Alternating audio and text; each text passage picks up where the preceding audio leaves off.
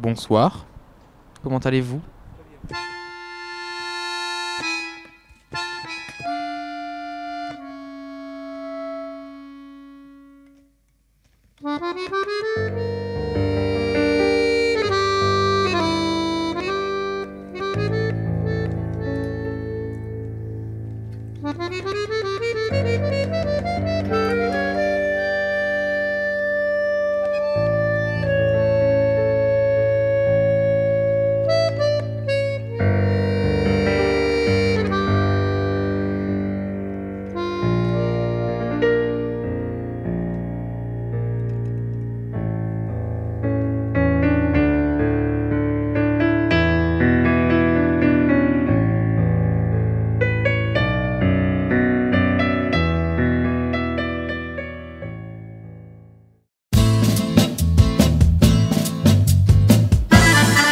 Ovo svi znamo, jel tako?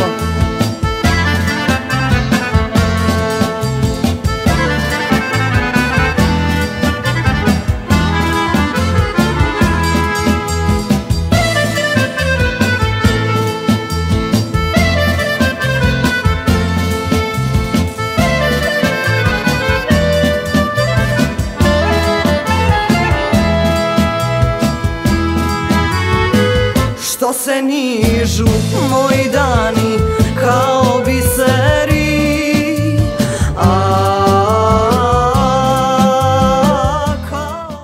Il faut tout manger, si vous ne mangez pas, je mangerai. Mais on m'a dit que j'avais des racines croates, mais on m'a pas dit d'où en fait. Enfin, mes grands-parents et mes parents. Les calamars. Hein, Ah, les calamars. Et les moules. Oui, regardez, voilà. C'est bien un repas dalmate.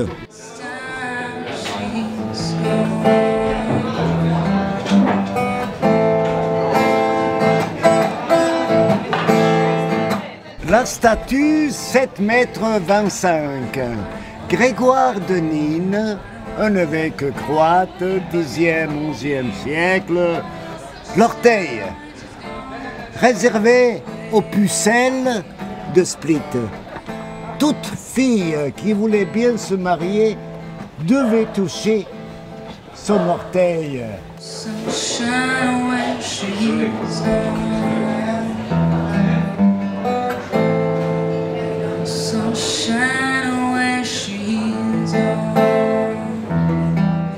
C'était la hécatombe, donc un dixième de la population mourait de la peste. Donc les deux chapelles ont été dédiées à la Vierge. Venez! C'est la capitainerie du port. C'est ça. Nous sommes ici. Voilà, regardez. On vient donc, c'est le péristyle hein, qu'on vient de visiter avec le clocher. On était là tout à l'heure. Hein. Alors, dites-moi, où est votre auberge? Là-bas. Voilà. Attendez, où est-ce que j'habite? Je vous dirai. Hein. Ah, je sais pas où t'habites. Mais non, mais on est rentré par là, donc l'hôtel il est là. Non, c'est le jardin. On est sorti par là, voilà. Donc, attendez. Ah oui, mais on était là. Là. Non, c'est là, donc c'est par là. C'est là. Voilà, on est sorti ici. Voilà. Voilà, donc moi j'habite ici, voilà, c'est là. Voilà, nous nous trouvons maintenant ici, regardez. On voit très bien que, à l'origine, la mer caressait carrément la façade sud. Ça, c'est le cryptoportique, donc un long couloir de promenade qui permettait à la suite impériale de se balader lorsqu'il faisait du mauvais temps. Cryptoportique, voilà, c'est ça.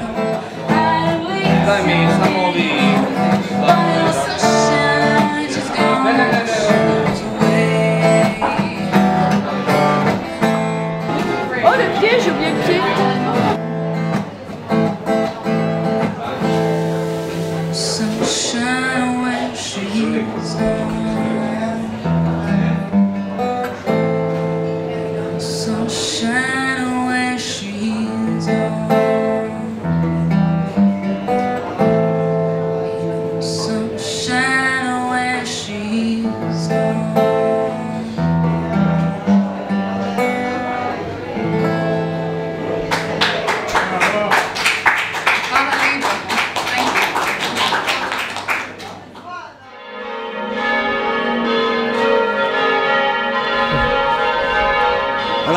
commencer. Tu peux commencer. Voilà, et maintenant vous allez écouter les chants dalmates traditionnels, clapa, donc un ensemble vocal, c'est polyphonie, on chante à 4 ou 6 voix.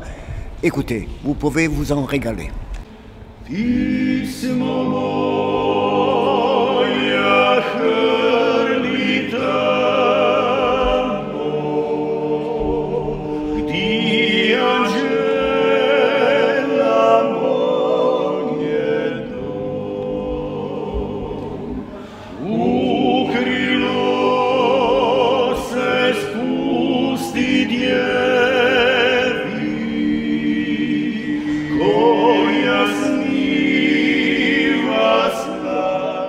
Dans la nuit du 8 au 9 novembre, c'était hier soir, donc on fêtait la chute du mur de Berlin. Tu m'as parlé de questions indiscrètes, on a parlé de murs et de frontières. Tu es croate? Ah.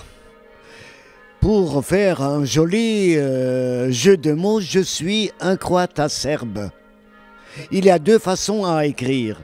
Croate à serbe, croate à serbe. C'est à vous de dénicher. Qu'est-ce que tu peux nous dire de la situation actuelle, parce que ta vision en tout cas de la situation actuelle en Bosnie-Herzégovine? Voilà, d'abord une rectification. Je ne parle pas bien le français, je maîtrise bien le français. C'est une nuance, Philippe. Alors, ce que j'en pense, un pays divisé. Un pays divisé depuis les accords de Dayton. Son souci principal, c'était d'arrêter la guerre, l'agression. Mais ils n'ont rien proposé quelque chose de viable. Donc ils ont inventé un pays avec 2 entités sans trop préciser les compétences, de sorte que aujourd'hui, surtout grâce à ces sentiments néfastes, trop religieux, donc les Bosniaques sont devenus un peu trop musulmans, les catholiques les Croates trop catholiques et les Serbes ultra orthodoxes. Alors toi, tu as des murs dans la tête parce que tu dis les Croates, les Serbes, les Bosniaques. Tu penses vraiment que les gens se définissent? C'est plus facile de démonter les murs en briques que de démonter les murs dans les têtes des gens. Et voilà ce que vous allez probablement constater à Mostar et à Sarajevo. Est-ce que tu penses que les accords de Dayton finalement sont assez néfastes et ont conduit à cette division? Pas tellement néfastes, donc ces accords n'ont rien résolu, c'est ça le problème. Du fait que l'Europe de 12 à l'époque et l'Europe de 28 avec la Croatie maintenant, donc est incapable de résoudre le problème. Mais en tout cas, la Bosnie-Herzégovine ne peut pas rester longtemps le trou de l'Europe. Ça, c'est sûr. On est entièrement d'accord. Est-ce que pour autant tu es nostalgique de l'époque titiste, de l'époque maréchal Tito, de cette Yougoslavie communiste?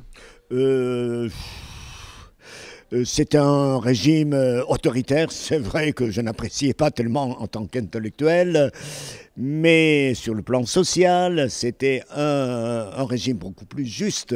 Aujourd'hui, ce que nous avons, c'est la caricature du capitalisme du 19e siècle, c'est ça le problème. Donc en 1991, 90-91, prémisse et début de la guerre en Yougoslavie ou ex-Yougoslavie. Et puis de 92 à 95, 3 ans de siège à Sarajevo. Tu étais à quel endroit à ce moment-là? J'étais dans le reste de cette Yougoslavie éclatée, donc je me suis trouvé ici à Split, alors que ma famille, mon frère jumeau, avec sa famille, il est passé 3 ans et demi dans cet enfer. C'était vraiment l'enfer. Hein. Donc il brûlait les parties de mobilier pour se chauffer. Donc pour vous dire que c'était vraiment une catastrophe. C'était un camp de concentration que l'Europe chrétienne, catholique et protestante a toléré. Pendant tous ces événements, pendant ces 10 ans de conflits et de séparation et de montée des nationalismes, est-ce que tu faisais partie de ces intellectuels qui essayaient de combattre un peu ce nationalisme? Comment tu t'es situé là-dedans? Il y a un adage, je crois, latin qui dit « Lorsqu'il y a la guerre, les muses se taisent ». Voilà, donc on n'a pas eu trop de courage pour s'opposer à des nationalismes de tous bords. Donc en partie aussi, je porte ce fardeau, ce remords, mais à vrai dire, on était impuissants parce qu'on était peu nombreux pour agir et modifier les cours de l'histoire. Voilà, pour dire un bon croate, voilà, Neman Hashemu. Donc merci, pas de quoi.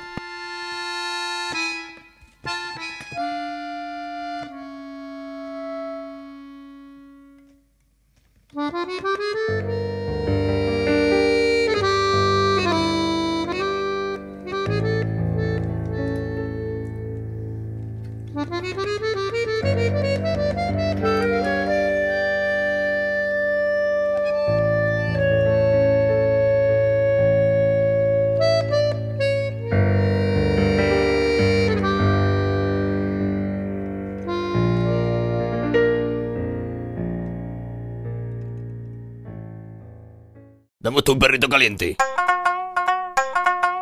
¡Hey! ¡Vamos a ver! ¡Hey!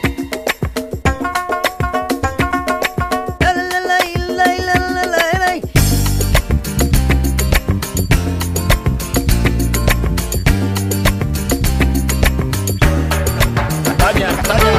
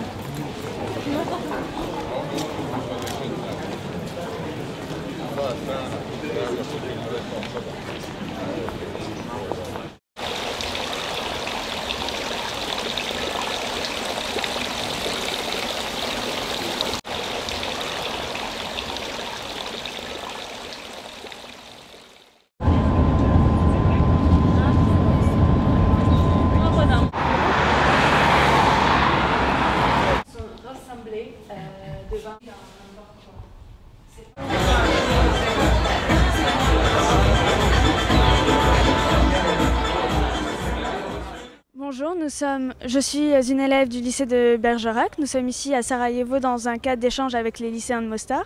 Pouvez-vous vous présenter s'il vous plaît? Bonjour, je suis Amila Omerbegovic, je suis étudiante de Sarajevo. Oui. Quels sont les lieux absolument à aller voir à Sarajevo? Je dirais définitivement le quartier turc, que beaucoup des étrangers, beaucoup des Européens aiment beaucoup, puisque c'est quelque chose de complètement différent. Et un autre endroit que j'adore, c'est le Kino Bosna. C'est un bar, un ancien cinéma transformé en bar. Que pensez-vous de la situation politique et sociale à Sarajevo? Je suis complètement déçue. Je pense pas que ça va améliorer dans des années qui suivent.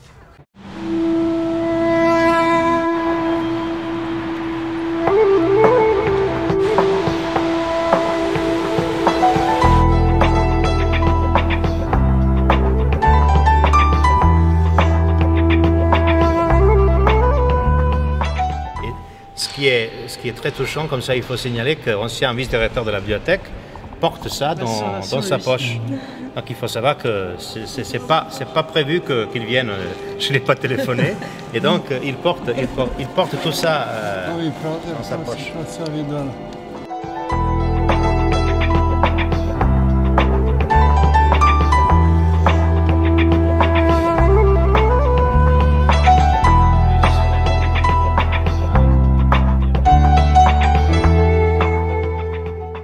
Pour vous, que signifie être bosnien aujourd'hui? Être bosnien est quelque chose qui est, à mon avis, faux.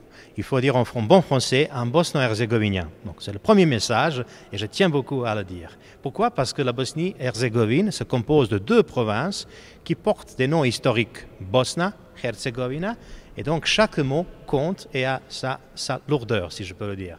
Et donc si on dit bosnien, si on oublie le herzégovinien, je crois que c'était quand même une erreur. Je le dis ça parce que je suis bosnien de Bosnie-Herzégovine, mais je dis que le mot bosno-herzégovinien est le meilleur mot de désigner habitants de Bosnie-Herzégovine. Et quand vous dites ce que ça signifie un bosno-herzégovinien, pour moi, c'est quelqu'un qui est né ici et qui habite le pays qui s'appelle la Bosnie-Herzégovine tout court. Et y a-t-il encore des tensions et des animosités dans les communautés de Bosnie? Ça se fait déjà depuis des siècles qu'il y a des animosités malheureusement dans ce pauvre pays. Mais je pense que la Bosnie-Herzégovine est presque une sorte d'une plante qui s'appelle la haine et qu'on arrose tout le temps, soit de l'extérieur, soit de l'intérieur. Il faut expliquer ce que je viens de dire. Je pense qu'en fait, les haines qui existent en Bosnie-Herzégovine sont totalement artificielles. La méfiance par rapport à quelqu'un d'une autre religion est tout à fait supportable, si on peut le dire, mais la haine existe seulement lorsqu'il y a une manipulation politique derrière. Et donc pour vous, est-ce qu'un jour ces tensions pourront être apaisées dans le pays? Certainement. Déjà, l'apaisement est visible aujourd'hui. Peut-être c'est quelque chose qui devient une sorte de notre habitude, de notre pain quotidien, si je peux le dire.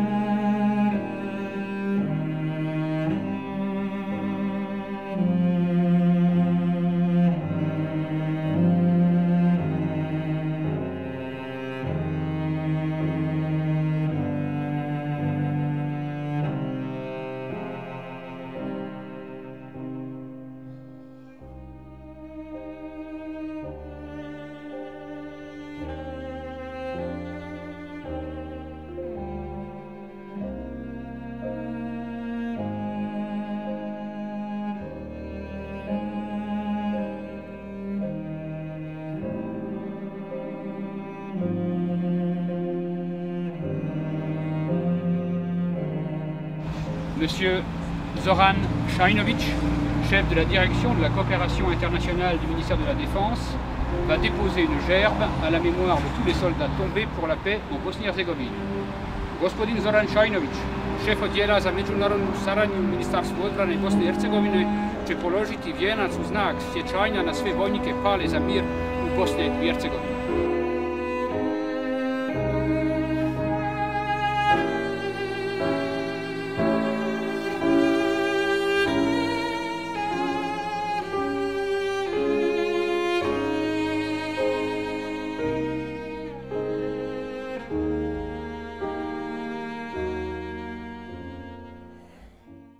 Alors, on ne choisit pas vraiment le métier d'ambassadrice, on choisit le métier de diplomate et au cours de sa carrière, on devient ambassadrice quand on est nommé par le président de la République.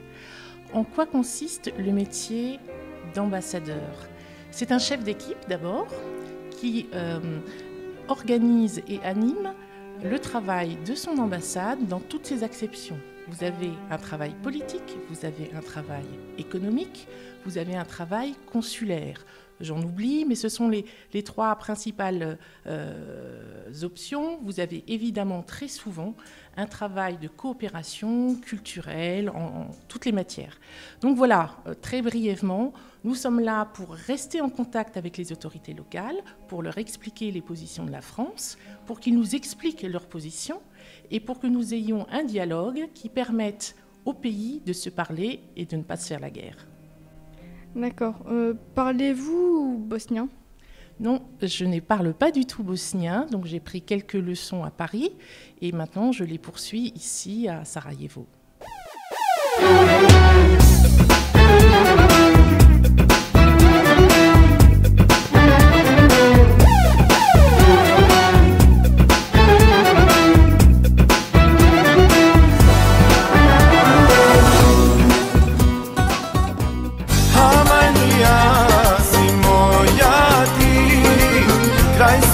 Ću te nositi u privjesku od zlata, na lancu oko vrata. Hamajlija, Hamajlija, Hamajlija, si moja ti. Hamajlija, Hamajlija, Hamajlija, si moja ti.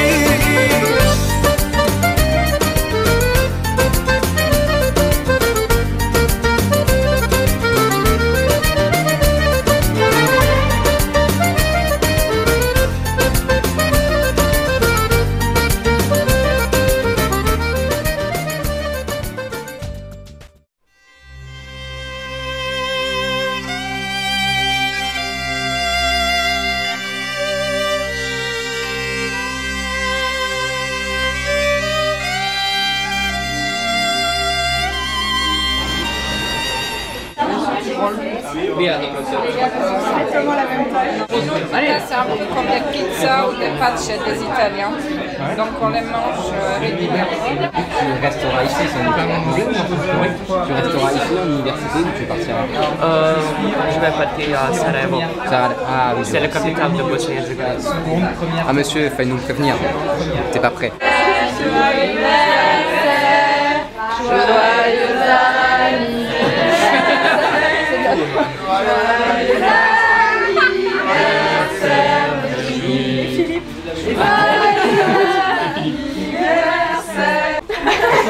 Attends.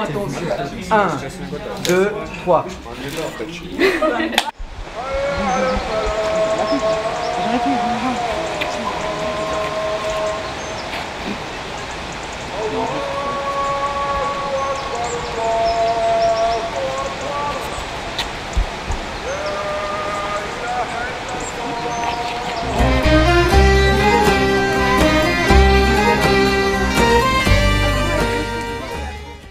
Je trouvais sympa de faire un mélange, de voir une autre culture, et je trouvais aussi très, très sympa de pouvoir que vous puissiez voir aussi une autre culture et qu'on puisse justement échanger nos idées et nos impressions sur nos pays respectifs.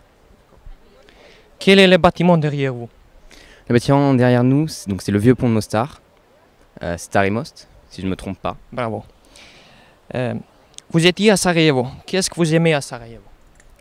Ça va être pas très original, mais le mélange des cultures de Sarajevo, et puis voir que la vie continue malgré la guerre et le siège de Sarajevo. Est-ce que tu aimes la nourriture bosnienne et herzégovinienne? À Sarajevo, on a eu l'occasion de goûter les cevapcici, les bureks, la pita, et franchement, c'est super bon. Quelle idée avais-tu avant de venir en Bosnie? Avant de venir en Bosnie, l'idée que j'avais, c'est... Enfin, moi, je ne l'avais pas, mais beaucoup de gens avaient l'idée d'une ville qui était marquée par la guerre, marquée par les différences de religion et le fait qu'il y ait des combats, que ce soit pauvre. C'était l'idée principale que les gens avaient lorsqu'on leur évoquait le mot Bosnie. Qu'est-ce que vous avez remarqué comme habitude? Les habitudes qu'on a remarquées, c'est que vous allez souvent dans des cafés, enfin ce que nous en France on appellerait plutôt des bars d'ailleurs. Vous en avez partout dans la ville et vous y allez dès que vous pouvez, dès que vous avez le temps, vous y êtes. Donc voilà, nous en France on le fait très rarement. Pourquoi avez-vous signé pour le changer des élèves? J'ai dit oui parce que tout d'abord je voulais savoir comment d'autres élèves de notre âge se comportaient dans un autre pays. Et aussi pour justement voir votre mode de vie, les habitudes, parce que justement c'est pas pareil qu'en France, donc ça permet de découvrir autre chose et c'est intéressant. Pouvez-vous décrire Mostar en 3 mots? Joli, dépaysant et sympathique. C'est le temps qui mène les hommes, conclut le rabbi, et non les hommes le temps. Bonjour, Amitsan et Matak. Je suis une élève du lycée Mène de Biran, à Bergerac. Vous êtes né et vous habitez à Mostar. Et vous êtes metteur en scène. Avez-vous été présent quand le pont de Mostar a été détruit? Et qu'avez-vous ressenti? Da li ste bili prisutni kada je srušen stari most i šta ste osjećali?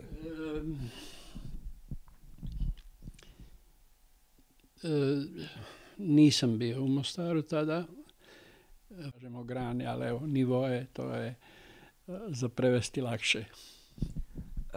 Ce que j'ai ressenti, c'est une mélange des sentiments avec le colère. J'étais pas en colère parce que le pont a été détruit. Chaque chose qui est détruite peut être refaite. J'étais en colère parce que la bêtise humaine a tombé sur ces niveaux. Et ce qui a fait ça, c'était seulement la bêtise humaine. Ja ću biti sjed, ja ću biti star, al bit će vječno mlad moj Mostar. Ja ću biti sjed, ja ću biti star, al zauvijek je mlad moj Mostar. Srušite vi most, mi ćemo izgraditi još stariji. Et voilà, le pont est refait et maintenant on a une blague pour ça. Les Mostariens, ils disent détruisez notre pont et on va refaire, on va reconstruire un pont plus âgé que le dernier. Maintenant, quel souvenir vous reste-t-il majoritairement de la guerre à Mostar? Koja sjećanja čuvate na rat, posebno u Mostaru?